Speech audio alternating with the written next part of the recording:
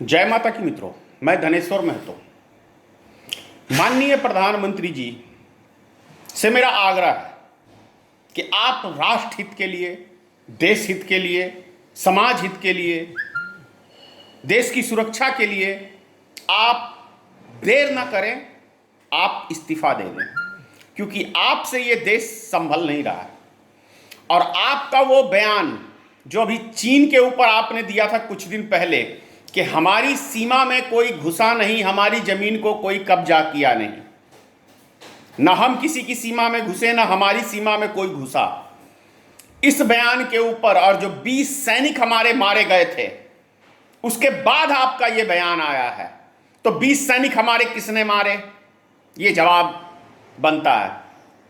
5 सैनिकों को चीन ने हमारे किडनैप कर लिया, उसके बाद उसको 1 हफ्ते बाद छोड़ा, और आपकी चुप्पी और आपका बयान चीन के हौसले बुलंद कर दिया।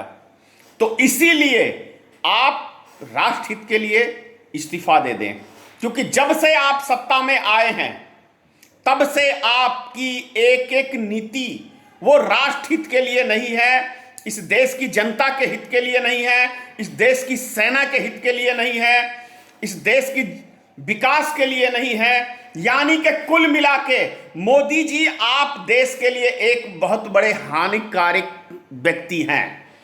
ना आप अपने घर परिवार के हो सके, ना आप इस देश के हो सके। आपके शौक के कारण ये देश, ये मुल्क बर्बाद हो गया।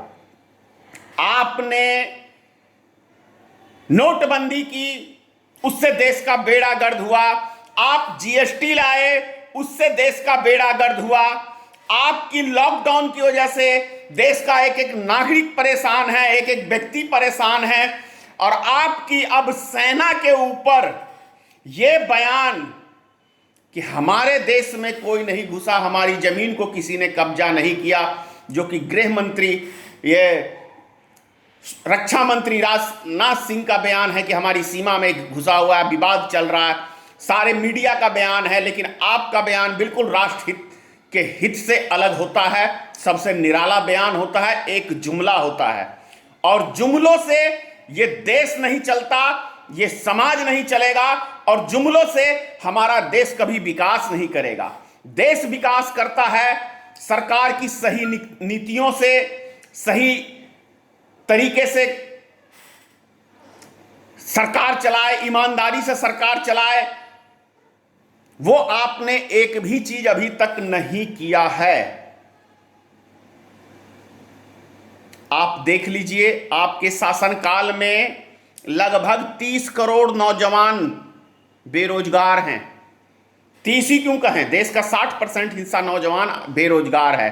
और आपने अभी तक लगभग करोड़ों कंपनियों को बंद कराने का काम किया है, चालू कराने का काम नहीं किया है। आपके राज्य में, आपके शासनकाल में बैंकों का दिवाला निकला, देश का दिवाला निकला। आपको क्या कहते हैं, नौजवान हमारे बर्बाद हो गए, किसान हमारे बर्बाद हो गए। आप काम करते हैं चाइना के लिए, आप काम करते हैं इस देश में 2-3 अपने मित्र उद्योगपतियों के लिए।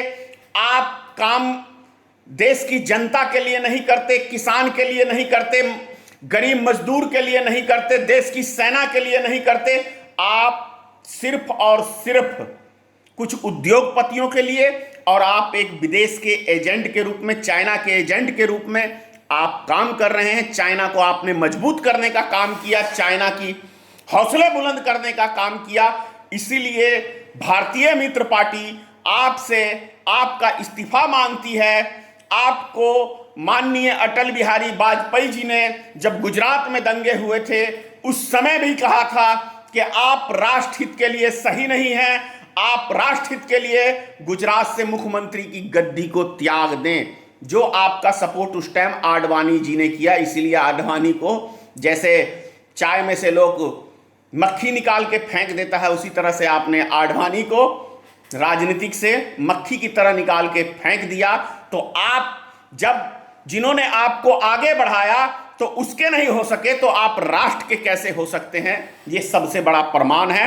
और आपका जो भी अभी तक स्टेटमेंट या जो भी बयान आता है वो देश को सिर्फ और सिर्फ नुकसान ही करता है, देश को भला नहीं करता है। जय हिंद, जय भारतीय मित्र पार्टी।